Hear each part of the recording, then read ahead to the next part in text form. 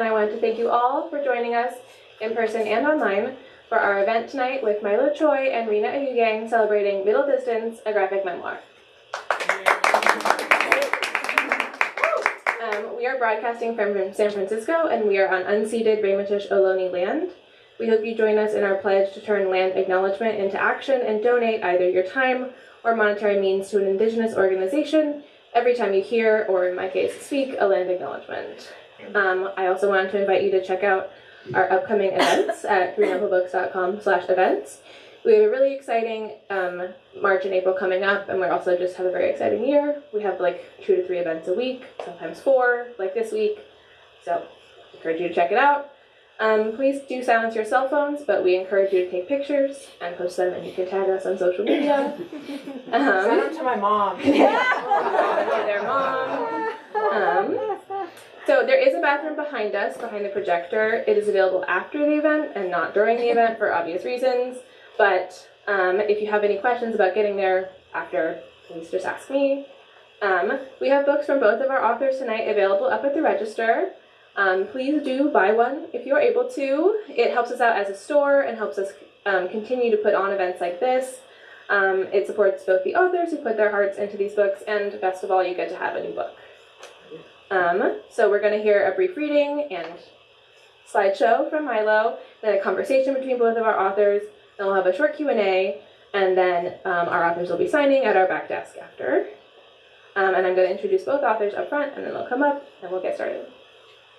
So, Mylo Choy finds comfort in the spaces between things. As a mixed-race and non-binary person, moving between worlds feels like home to them.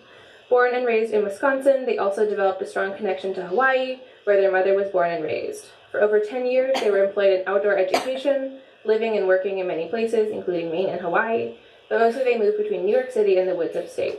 They currently live in the Hudson Valley, planting roots in one place for a while. Mylo's work, ranging from music to graphic stories and comics, uses the inherent tensions of multimedia to bring to life the space they inhabit between worlds. Inspired by nature's ability to offer peace and perspective, their work is contemplative without being brooding and soothing without being escapist. Middle Distance is their first full-length graphic novel and is the reason we're here tonight. Can I get a round of applause for Mylo? All right. Next, born and raised in Pittsburgh, Rina Ayuyang was always inspired by the Sunday newspaper funnies and slice-of-life tales. Her short stories have been nominated for the Ignatz and Eisner Awards, and she has been honored with the MOCCA Festival Award of Excellence Silver Medal. Her comics have appeared in Mother Magazine and the Comics Journal. She's also the publisher of the microcomics imprint EM Books. Her first book was Whirlwind Wonderland. Ayuyang lives in Oakland, California with her husband and son. Let's give a round of applause to these.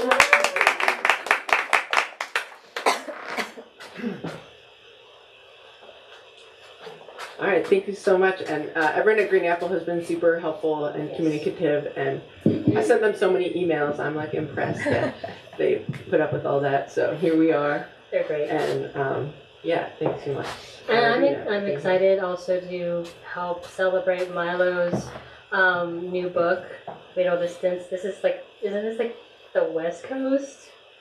One of the few West Coast events you have on this tour? It's the only one. Yeah, so so this is like an exciting evening. So I'm just happy to be a part of it and happy to celebrate with you. So, and I'm just happy I was able to. I love this book, but I want you to go ahead and do an excerpt from it. Do my reading. Yeah. Okay. Rina encouraged me actually to do a reading. I was like, I'm not, I don't know, like, what's a reading? It's a graphic novel, and like, and Rina's like, people do it. It's okay. It's a thing. Yeah, so it's good to try new stuff. So here we are. I'm excited that you're doing it and that you followed something I recommended. Not a lot of people do that. So yeah, I wonder what that feels like to like be listened to. It must be good. It's my first time, so it felt great. Yeah. Well, we can see what people think at the end. I feel like that was worth our time. But they're like, no, don't do it. All right. So I'm gonna just read a few pages so people can get the feel. As my assumption is not everybody has read the book multiple times at this point. Okay. It took me until sophomore year of high school to join the track team. Running had been, up to this point, a private hobby, and I was reluctant to have others involved. just want you to notice, like, I did go to one of those high schools that's like from the movies in the 90s. Like, it was like that, okay? But I was curious about what else there was to experience. A friend who was already on the team offered encouragement. It'll be different, but I know you can do it. The coach determined I would be best as a middle distance runner. Coach says I'm going to do the 800 meters. That's supposed to be the most painful distance. Really? Yep. Joining the team did offer new experiences. I'd never really pushed myself before. The harder I ran, the more focused my mind became, and in a way, the more peace I felt. I wasn't the fastest, but I never missed practice. And this is the first time I've learned that that rhymes. I felt that. You don't notice it when you're writing, so I guess you have to speak it out loud. I used my mind as much as I could. I learned to cut in efficiently during a race. The 800 meters is 2 laps around the track. Each runner is assigned a lane. The start is staggered to account for the difference in distance between the lanes. After 100 meters, runners are allowed to cut into the inside lane. It's shorter and faster to cut in gradually, but it feels counterintuitive. If this is confusing, I guess you have to look at the book. Focusing on cutting in gradually was challenging during the excitement of a race, but it helped me gain a little edge, even if I lost some of it later. At the same time, I leaned into a more geometric drawing style. I became interested in expressing more with less. By the end of my first track season, I was on the 4x800 meter relay team. I enjoyed staying late to practice passing the baton. I was the slowest of the 4. I passed the baton to Maggie, who was the fastest, the anchor. Maggie was a state swim champion, and incredibly strong and friendly. What's up? Hi. During practice, Maggie yelled at me, "Let's go," in a friendly way. Looking strong. And her signature, "Pain is French bread." Pain, French for bread, English for pain.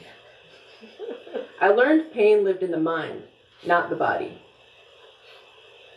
Increasingly, I used the focus of my mind to perform the best I could, just good enough to stay on the 4x800 team. Great practice. All right. And then I'm just going to leave this slide up because I couldn't figure out how to make it, like, do it on its own. And I'm not going to click the whole thing right here, so I'm just going to keep that one. Thank you, Mylo. All right, that's it. Look, we are prepared. We are ready. See, that wasn't so bad reading that. It was good. Let's get a thermometer on the reading. Thermometer. Yeah. I just like always love. Yeah, I love seeing the art and also hearing you read the words too. The author being able to read it and like also like feeling the emotions from it. And my question was like, what made you decide to make this book and also to make it as a graphic novel? Well, I think I was never going to make a book that wasn't a graphic novel. And if you read the book, you'll kind of see that it's sparse on words and like more on pictures. And if you took away all the pictures, you'd be like, what is this? Is it a haiku? You know, so, and in terms of doing this book, really it was that it was, you know, peak pandemic. And I was looking for opportunities in art, and I had done comics, like, and I had, you know, some graphic novel ideas, but I kind of thought I would do it in my 50s. Like, I was like, that's for later. And it sounds like a lot of work. I'm definitely going to feel like doing it in my 50s. But I saw there was a grant by Tracksmith, which is like a running brand, and they were looking for projects at the intersection of creativity and running. And I thought, actually, I do have a lot to say about running, so I proposed like a 30 to 50 page story. But then it just kind of became like a ride I was on, and it got bigger, and then I got connected to the publisher. So I wasn't even thinking it would be all this. I kind of thought of it as like a big zine. and then it just kind of became a book, and that experience has been really interesting, and now I feel like I could do those other books now that I did this one. But that's really because how you it were happened. doing smaller work, like the zines. You were saying, like, Yeah, mini 7 comics. pages was the most I did before this. Who like what influenced you to like do mini comics and zines before this book?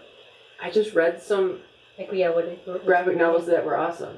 Uh-huh. Well, first of all, I like the American Elf comics. I don't know if anyone's familiar with those. James Kacholka. Yeah, loved those, and I like drawing style, the humor, and then Fun Home was a big one. Mouse, all the everyone knows these. Persepolis. Those were like the 3 where I was like, these are really good. Right. These are like reading. excellent books, and I think I would just want to do something like that. And I think I was really compelled by the combination of drawing and words, because it's something I felt like I could relate to. It kind of brings you in. And, and I think because I love drawing, I don't necessarily love only writing. So if you're going to do something like this, which tends not to be like, a huge like economic draw, you have to enjoy it. You have to get something from it. So if you're not enjoying it, then you're like, really don't do that. It's not good. It's not the way. But if you're enjoying it, then it's worth it, Yeah. So pretty much. I love how organic that whole journey is to making this book. And my question was about running, like why write about running, and I guess that call for artists was the impetus for that. But also in the book, you say that you love running, like it's part of, and it's your dad was a runner, and so I'm just curious, like, do you feel like you were always going to write a story about running? I feel like it was so part of you that this topic was something you were going to make anyway. I feel it would have shown up. Because it seems like it's a part of a journey, like, of something, bigger. I'm not going to, tell the whole story, but, like, running is, like, a metaphor for a lot of things, like self-discovery, and so the whole thing of journeys and, starts and ends. Yeah.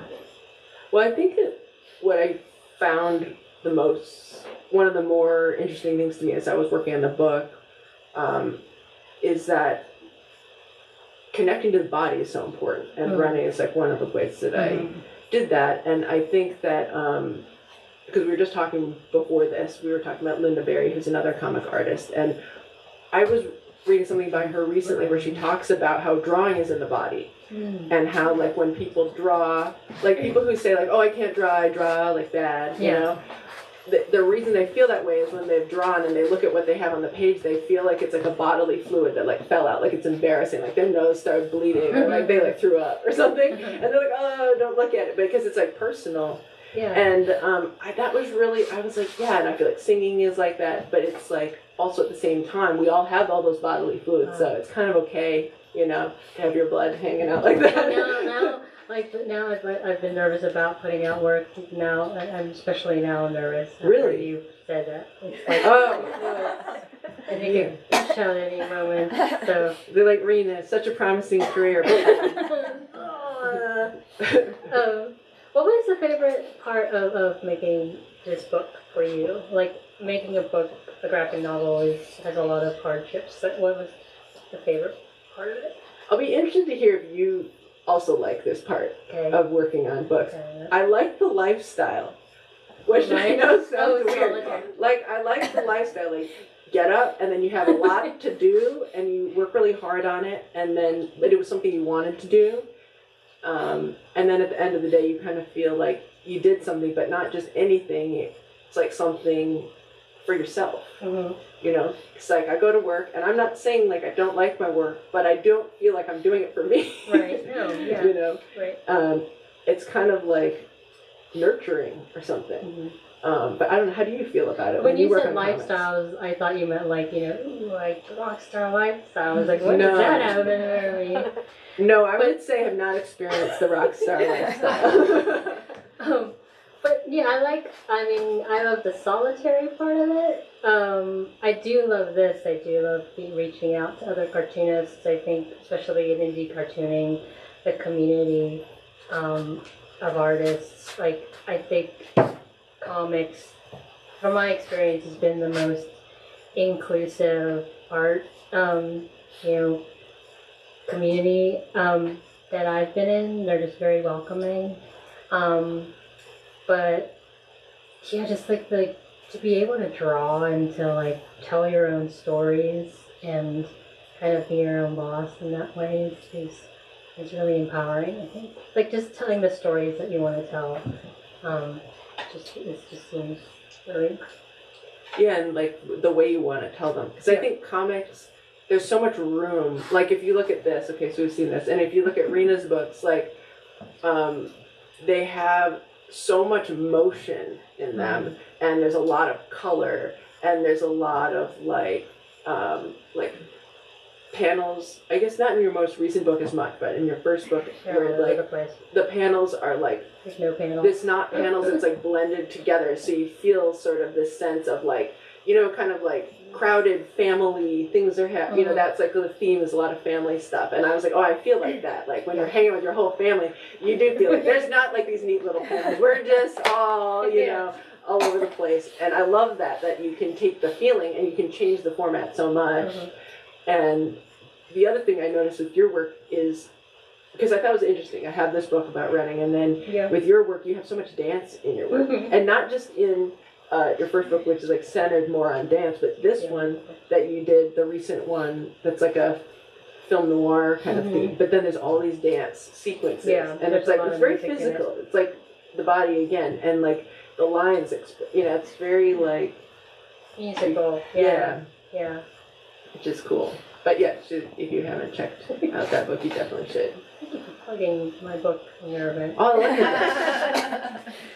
The cool thing and the connection I get from your book too is your depiction of middle school, and like I don't know, like my book Blame on the Boogie. There's and I just feel like we would have been in the same. And then that excerpt that you just read, your friend reminds me of like one of my friends who was like the one who like I would always sort of like do the like tag along to, and I would do whatever she said type of thing, and so. Tell me about like your depictions of how is it like going back into that place, and is it easy to get into that place? Are there like some like obstacles or things that you kind of have to navigate through in order to like feel comfortable telling those stories? Like how do you deal with that? I'm like super curious actually what you would say about that, but I think it was both easier and harder than I thought. And I think it was easier than I thought because what I realized through doing this book is like I'm in a good place where it's easier to kind of go back on some things that were harder, and it doesn't feel so fraught because I feel like that's done now, which is nice. It's harder because some of the automatic answers I had in my head for like what the truth was were not the real answers, and until you start explaining that to other people, you kind of don't realize that, and then you're like, I will lie to myself, but I will not lie to these nice people who are reading my book, so I better figure out what it really is. And even the publisher would be like, oh, are you trying to say this? And I would say, that seems like the easy answer, or the logical one, but that's not really it. Like, I really had to go and think more. And kind of being in a place where you feel kind of pressure to find your own truth is a little intense.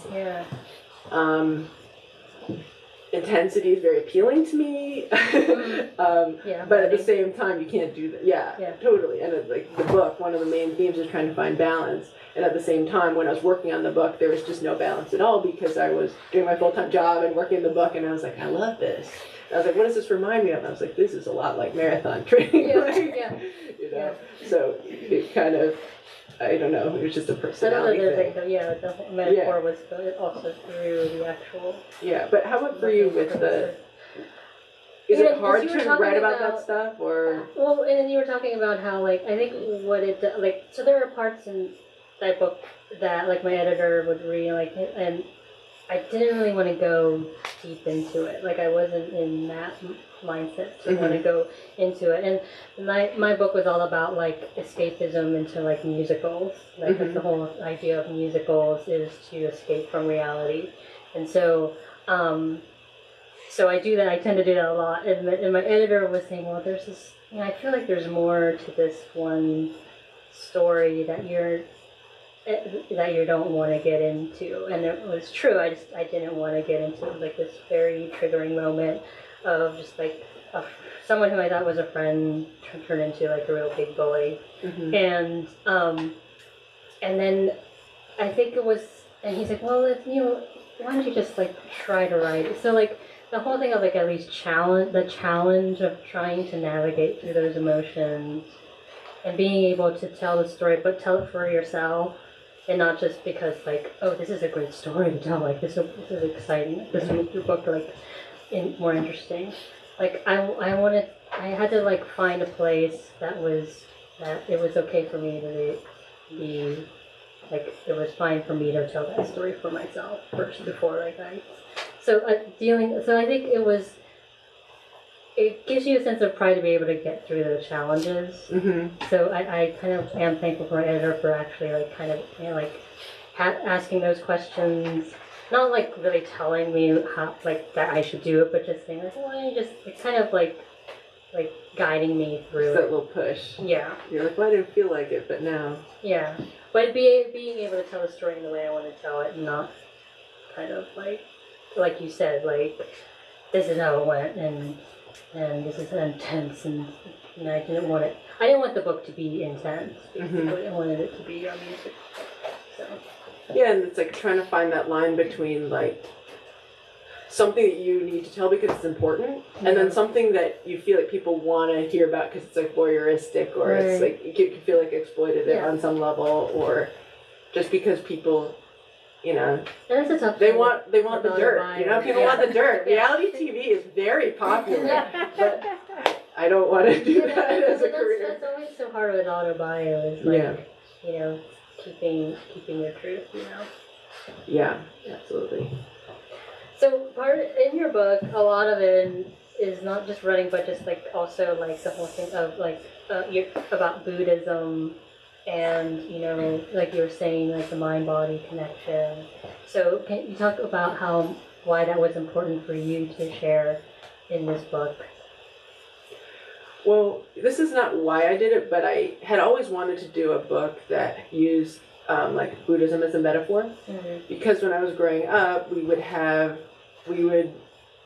in English class we would read all these books that had Christian metaphors, but I didn't grow up with that, so I always felt like it wasn't fair because I was having to catch these references to like a burning bush, which is like, I'm not going to catch that. I literally have never read that stuff. No one's ever taught me about it. And I felt like frustrated that was going to impact my grade because like I was really trying to succeed at school. And so I thought, why aren't there any books like with Buddhist metaphors? Because I would catch those, And then here I have to explain it because I'm not assuming that people grew up with that. But it felt like a natural thing to do, and it's kind of like, if you have a gripe, then try to fix it yourself. But also I think that it's something that I think about, and it was really foundational for me as a kid. I mean, I think people who grow up with like any kind of spiritual structure, it's usually something that impacts them, whether they buy into that or not as they get older. But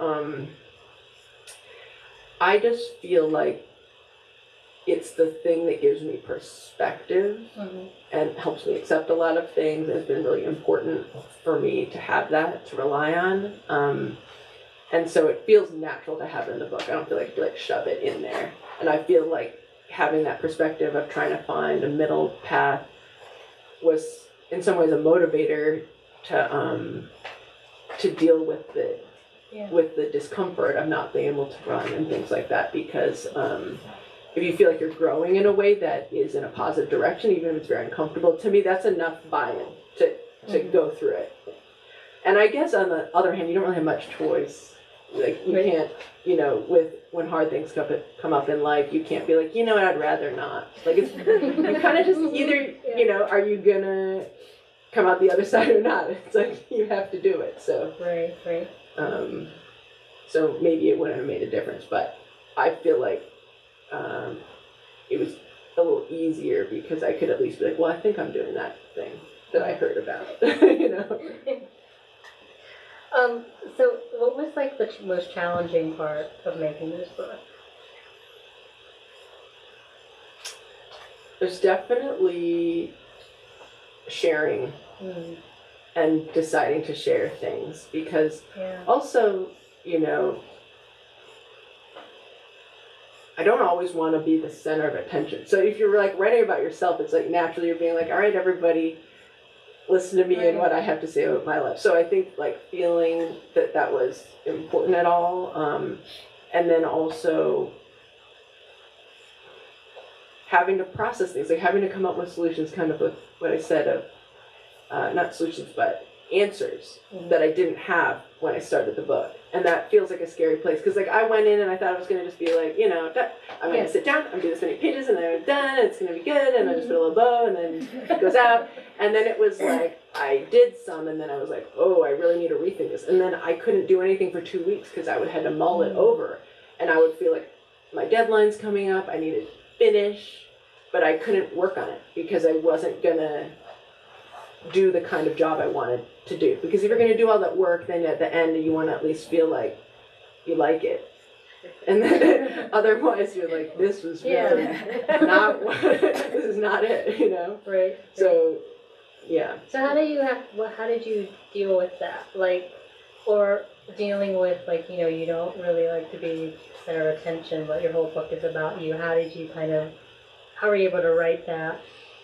And I guess I think compartmentalization is really helpful. So, in a sense, I don't know if I recommend this to others, but I feel like I have like a boundary. Like I have to have a boundary about what other people are going to think about the book. Like I'll go through all that trouble, so I know that I can stand behind it, but I can't start to think about what other people are going to think because then I won't put anything out. And I have to just trust that I'm not going to like beg people to read it, but I will put it out there. And I'm not going to expect people to read it because I don't want to, you don't want to push yourself on other people. But I think also I've always felt that my own story is the only story I can tell. And that I'm interested in like expressing myself through comics and having that space to like, I think so much of what I like about comics is not always even the story itself, but the way it's done and the feeling you get when you're in a comic, it really has a whole world in it. And I'm just sharing like that feeling of the world. And it's done through this story, but I could tell a different story and I would hope you feel kind of the same way when you're in it. Well, I felt a definite connection with your story. And I am not a runner. I do not run. I know you exercise because it was in your book. Do I? Yeah, you had the machine. You had the machine. Well, I'm not a runner. At school, I was like, when the mile run came, I'm like, are you kidding me? And then, like, I have an asthma problem, so that's just, like, that doesn't work at all. So, like, I mean, it is about a story about you, but I totally feel like there's a connection that you get, that I get, or, you get through this story that you tell. And it's more than just running. It's more than just, middle school. There's, like, a bunch of things that I just kind of saw myself in, not the running part, but maybe like the pain part. Yeah. So I just think that's a whole part of it is like find that universal, connection with other people, with your readers. I see that in your work.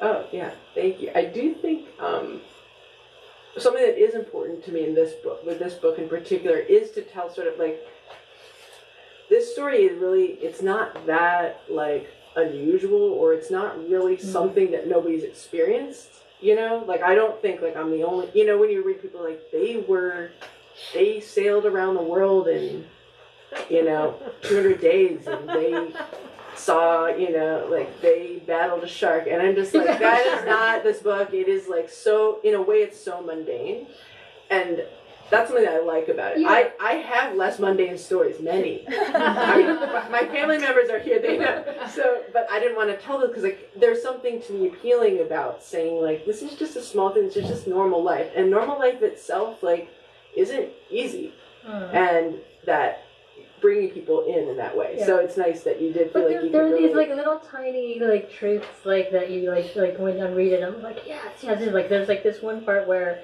you say that you love like you're running and you're like I really love running, like I love running, and that love means love means that it asks you to grow. Mm-hmm. That love, you have to, like, part of love is growing. And it was like, you know, I don't know anything about running, and I'm like, yeah, like, that's so true. Like, the love is... Well, you love comics, and look what you've probably grown a lot to do them. I did a lot of growing. I still a lot of growing. But people love their kids. They grow. Yeah. So just, like, hearing those little things, like, you don't think about, and that you, like, kind of, you know, open up and, like, put a spotlight to is something I'm really excited about. So okay, so a couple more questions before we do Q&A. Or should we do, like, right? We have a couple more questions. Okay. Yeah. No, you were totally, I just, see, that's why we needed the sign, because, like, okay. Yeah. So what do you, like, what do you have, like, next? Like, what are you from this book? Like, what have you learned through the process of making this book, and also like what do you have? What are you coming up next? I think that one of the biggest things I learned is I actually liked doing the book, because you can have a dream, and then it's scary to get close to doing your dream. And I thought, wow, if someday I could publish a graphic novel, it'd be so awesome. And then once I had the book deal and I was working, I was like, what if I hate this? What if my dream is like a terrible dream, and then what, right? And I really loved working on it, and that was a huge relief. So it made me feel like, okay, I would do this again, you know? So that was one thing. I think the other thing is that, like, the amount of emotional work it takes, which, like, seems like, yeah, you know. But then when you're doing it, you're like, oh, this is, like, kind of a lot. And I actually feel like in this book, it's, you know, there's many more vulnerable books out there. And I feel like some of the other book ideas I have in mind, I'm like, it's going to be harder, you know? So now I know kind of what it is. So now I'm like, I think I'm going to not start right now. I was like, it is. But I have an idea that this is the one I've always wanted to do for many, many years, about my family. And it's going to be called Sames, which is a game me and my brother played when we were kids, where we wear all the same clothes. And we still share clothes every time he comes to my house. I guess that wasn't a game in my house. But when you're a kid, everything's a game. Like, you know, you're really little. But, like, he still comes to my house, and he's always, like, trying on my stuff. And he's like, you want this stuff? I'm like, you're taking my stuff, you know? But so we still share clothes. And he tells people, he's like, oh, you know, we look exactly alike. And I'm like, you know, we don't really look exactly alike. But there's this need to belong to each other, you know, that feels present. And so it's kind of a book about belonging and, like, that need for belonging, and kind of looking at family and, like, you know, moving and where you grow up, and kind of why are we doing all these mental gymnastics to, like, feel the same as somebody else? It's kind of like the underlying question. Now, I haven't worked it all out, and I'm not going to do all the emotional work to figure that out right now, but I feel that I'll probably start working on it, if not this year, next year, because it started to, like, knock at my door. Yeah. And what I mean is, like, unsolicited things are getting sent to me that I'm like, oh, this is for the book. Okay, like, there's this email from, like, a sort of distant family member who I've probably never met in person. They email maybe once a year to be like, Happy New Year. Here's some family photos of people you never met. Okay, I don't know how I got on this email list, you know? That's cool. Which is cool. Yeah. And the one thing they sent recently was, like, some, like, 30-page document of family history. And I was like, oh, it felt, like, called out by that, you know? So I was thinking I gotta kind of start to work on it. I just have some stuff I want to put in there. One story is that my uncle in Hawaii, Uncle Glenn, for those of you who know, every summer he would take us on spy missions. So we'd go in his truck and we'd pretend all the vents were like, you know, you're talking to different spies, I guess. And what he had like cased the whole neighborhood for lime trees, other people's lime trees. And then he would pull up and he would go, go, go. And me and my brother would take all the limes. And then we would make limeade. And that was the spy mission every year. And now I'm like, was that okay? I'm like, I just feel like, first of all, like, Asian people love fruit. We're like taking everybody's fruit. And I was telling him this recently. I was like, yeah, because he was saying, I don't know if this book about the family is a good idea. Like, I was like worried that I was gonna like blow everybody's spot. I was like, no, I'm gonna be nice. Don't worry. And then I was like, I'm gonna tell that story about the limes. He was like, well, I don't get the spy fish. I did that. I was like, oh yeah, but you know, I did that. I'm like, what else is he can't believe he doesn't remember that. That's like such a foundational memory. It's like when people are like, did you ever steal stuff? I'm like, oh yeah, I used to steal stuff. Well, I'm looking forward to that, and I definitely think you should get to work on that right away. Okay, I apparently do the things you tell me to do. So. Yeah. I'm your agent now. And yours, because Rina's latest book is a cliffhanger, so we are waiting for the next installment. That's true. We want to know what happens. But yeah, should we move on to Yes. Q&A? So we have time for Q&A. So if anyone has any questions, I can repeat them. And anybody? Or I could say more of my questions. I think Sure. I'm wondering whether your sense of sort of privacy and not necessarily your own, but your family's, let's say, or other people. How maybe you can't tell, but I'm wondering how much that's informed by the Korean side. Oh, because I would say in general, in an Asian culture, Yeah. on the low, right? So. I think it's definitely informed by that. I'll repeat the question. So the question was, how much is like the hesitancy to tell our stories or share our stories is maybe a cultural influence, or Korean or Filipino? Yeah, I wonder how it is for you, but Yeah, I'm trying to think. how is it for you? Well, I think that the way the story comes out, I think that's a big influence in a way, because I think a lot of people would like share a lot more, or a lot of like memoir types of very like confessional, and it's not really my interest. And I also think there's a thing, in Asian culture, it's like you don't want to just be the center, and you want to feel like it's open or something, and that you're part of a circle instead of this top of a pyramid. And I think that I try to create that feeling, even though it's like about me and there's other people in it and it's about me, but the feeling of like, you're reading about somebody, but don't worry, they're not that important. Like, you know what I mean? And I think that, like, especially with queer books, a lot of the books will just give you a lot of like painful stories. And I think with this, it was important to me not to do that, because that's not my interest either, is to like, and maybe that's also like a Asian thing too on some level, not to be like, it hurts, but to be like, we're all good. So I don't know. But, and also like, a lot of those stories are not my story. Like I don't have like some story of like violence or rejection to share, and I don't want to pretend that I do,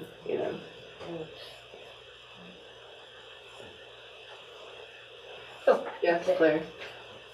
Did you share your book idea or any early versions with the other people in your book? I'm thinking specifically about your brother. So the question was, did you share any parts of your book early on, especially with your brother? This book. Yeah. Yeah, I did. I had everybody, I kind of ran it by people if they were going to be in it. And then when That's it nice was of you. pretty much done, I like had them read it. And then the only person actually, this is how I reconnected with some people from high school, because they were on the 4x800 team, and that you just saw the part that they were in. They're not named, no one would know, but I wanted them to know they were in this book.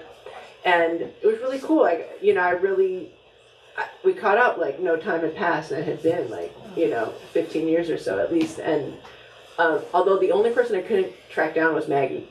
She is not available on the internet, and I don't know where she is or what she's doing. But if you see her, let me know. Yeah. Anybody else? Yeah. Back there. This might be silly and you might have touched on it already, but how would your high school self feel about this book? So how would your high school self feel about this book, with reading this book? I think I would enjoy it. You know, I would like this kind of thing. Also, like, one of my favorite things about it is the drawings. I like cute drawings, and I feel like the drawings look cute. It's like my top priority, you know? So, because, like, that's what makes it fun. So, like, I'll be drawing by myself, and I'll be like, look at that. You know, just like, oh. Like, when people are like, you know, like, I'll have favorite panels, and they're probably not the panels like people would notice, but I found something cute about it, and so then I'm delighted. And I think, you know, that's kind of all I'm, you know, really looking for. Love that. Do you have another one? No, this is really Give a thumbs up. Yeah. And then, Go ahead. did you have an idea of the arc of the book when you started, and did it turn out to be the arc that you found? Did you? I'm sorry. That like. It was, did you have an idea of the arc of the book when you started, and did that end up being the arc of the book? I had an idea of the arc of the book, and it didn't completely change, but it changed a lot as I realized some of my conclusions that I assumed I was going to be getting to weren't the right ones, and it got a lot longer, and I had to add more stuff, and so it was a lot of like heavy surgery, I would say. You know. Yeah. And you get Oh, I just have to say I was really moved by the book, and I think you tell a deep story, but in a very simple way. And I think it was courageous on your part to share your journey and the way that you did it through the running, but there were a lot of emotions in there, and you shared all that. I mean, to me it was like there was part of your life that was difficult, and I thought that you, in a very, very smooth and simple, but yet very deep way. So when I read it, I was really inspired by your story. no, Just, no questions, but I just wanted to share my thoughts. So the comment was, "Aunties approve." Yeah, you have your book. Show them all the post-it notes. She has a lot of questions about the book. She has her whole book full of post-its. It did feel like lyrical, like it was like a poem, like you were talking about. Like it felt like, you know, if there weren't any, you know, images, it'd be a haiku. Did you feel like, is that your kind of your process of writing? And some of it rhymes inadvertently? That was totally unintentional. It might be the only rhyme, but I'll have to read the whole thing out loud to find out. Actually, well, I mean, before this, mainly my writing has been writing songs, and so maybe that is part of it. Yeah. I don't think singing this book would be like a good song. I haven't tried, will not try now either. I'm gonna try. Yeah, you probably will. Yeah. But so maybe there's that. But I also feel like I'm not somebody who knows a bunch of beautiful words. Like, you know, when you talk to people who are like writers, and then they use these like words, and you're like, wow, that's like, wow, look at, like, listen to that word. It just rolls like really beautifully. But the way you say things in here, like if you keep talking, I'm gonna. But I use like really regular words, like that. The one when you're in the water, you're trying to get in the you're in the water trying to swim, and the whole thing is about how you, if you just like, okay, so you're trying to, you know, you're in the water here, you're doing the thing, Okay. and you say, I was surprised that words could be helpful. And so you're holding on to a shark here. And it says, I'm also so much more. Are you specifically fear of making people uncomfortable. Mostly, thanks for acknowledging me, even though they couldn't convey everything. This is my favorite panel here. I slowly found a way to be in the water without drowning, a place in the middle. Like, that's beautiful to me. Like what Auntie was saying is like just this like the simple, like, I don't know if you know like John Porcellino's work. Yeah. It just felt Very like simple. like John Porcellino does King Cat. It's just really wonderful, like simple, like kind of having like some Buddhist, like things going on in this book, which just made it so like beautiful and and peaceful and just kind of like, and that's how I connected. Well, I'm glad it made you feel peaceful because that's the kind of what I'm going for. I feel like there's a we lot do of what we anxiety need. in here too. But I'm just saying there Don't are worry, it's not going to be too the journeys peaceful. that you're trying to find that the way to peace with yourself, and so it's just I know I sound like Oprah like talking about this, but the simple, like just the simplicity of it is beautiful. Oh, well, thanks. And the simplicity is important to me. So it's not like I'm like, what? Like simplicity. But yeah, it's nice when that comes across as like a positive thing. And I certainly didn't avoid it for this reason, but I am like, if there's a critique of the book, it would certainly be that it's like very simple. But I can definitely live with that because that's my intention. Right. And people either like that or they don't. Yeah. You cannot please everybody. And some people, they want all the gory details and they want more. And they're going to be like, this isn't enough. And I'm going to say, let's just be calm. But it is enough. Anyway. Does anyone else have any? Okay. I'm curious how you developed your art style, and then also if you were reading or listening to anything while you were creating this book that influenced you. So how did you cope with your art style, and what were the influences while making this book? Well, I think the art style is really influenced by, original, when comics came out and they were printed in newspapers, it could only be black and white. And so... And mini comics too. Yeah, and mini comics, so zine culture is like that. And I wanted to do that. I never learned to use Procreate or anything, so I'm just always by hand. And that's what I enjoy the most, so I really want to stick to that because otherwise, I just don't want to look at another screen, basically. And I the simplicity appeals to me. And then I think there's this thing, it's not that there isn't skill involved with doing a simple drawing, but it's a thing where I want to invite people in. And I think that in the way that fine art can sometimes push people away, and it feels like it's just for kind of like people who, if you don't get it, you don't get it, But I wanted it to feel so easy to get, and for people to feel like, I could maybe do that, that everyone feels invited. And so I think that's part of where the style comes from. And what was I looking at? I mean, I think also the style is influenced by James Kachalka because he, in his black and white, before he went into color, it's really simple, but it expresses really well. And then in terms of what I was listening to, I just tend to listen to a lot of stuff on repeat. I don't know that it influenced the art because it's really a different vibe. But I don't know if anyone listens to Sarah Shook and the Disarmers.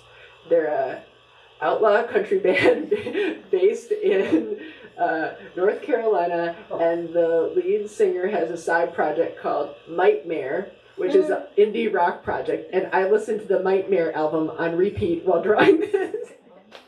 So, yeah, but it's a really cool album because they recorded it at home during the pandemic, and I was kind of doing something similar at the time, learning to use synthesizers for the first time during the pandemic because you can't get together with a band and play, and it's all on the computer, so you're just beep, boop, boop. I'm used to playing with a band, but now I'm playing with the computer, and so I really related to that album. And I don't know if that's the answer you're looking for, but it was definitely something I was listening to for months.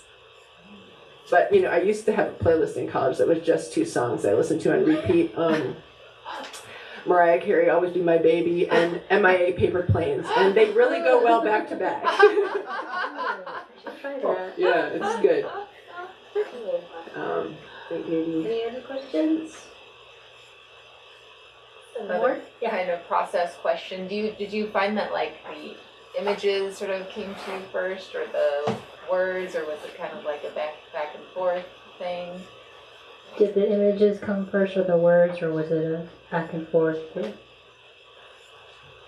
Well, in a sense, the words come first because it's easier to organize words. So when you're like doing a bigger project like a book, you're like, all right, what's gonna go where? But then once I'm actually getting down to the drawing, it's kind of a back and forth because you realize you didn't need half those words anyway. And the drawing, it's like you're sitting in the feeling, and it's like, well, I think about how your books have so much dance in it, because to me it's like dance. It's like you're sitting and you're thinking, okay, this is the thing that's happening. This is how I want to feel. So you're kind of like, you know, you're sitting there and you're like, I'm going to draw it like this. How are they doing? So you're sitting there. Well, if you're me, you're sitting in a coffee shop, kind of going like this, and then drawing and being like, and luckily nobody's really watching because you're not that important, but which is a good thing. Yeah. I think that might be. Yeah, well, thank you guys for coming and joining us. Congratulations, Yeah, Mylo. thank you so much. Oh, and also, I wanted to thank Third Culture Bakery for donating the mochi muffins, and I know that So good. Auntie Gail would like to talk about Third Culture to the group. So Third Culture Bakery is just 2 blocks from here, and there are the home of the original mochi muffin, started by Sam Butar in Wintershoe. There's also the main branch is in Berkeley. So some of you are from East Bay, right? Check it out. They're delicious. It's so We've got the delicious. little mochi muffins here, so help yourself. Thank you. Are you signing They're books? super good. And Yeah, and we're signing signing books, books. both of us. Alright. Yeah, thank you so much. I'm gonna make a Also, seriously. Can we get one more round of applause for our wonderful authors? And I want to thank you guys, everyone, for coming. All books are available for purchase up at the register, and our authors will be signing back here at the back desk. And yeah, thank you so much for coming. It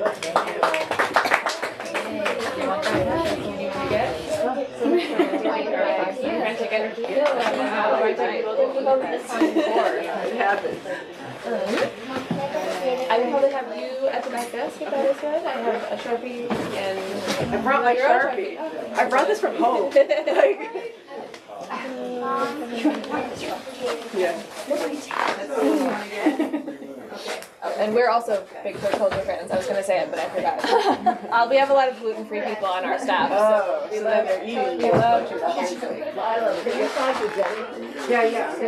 Oh, and I will do it. Sit down? Yeah.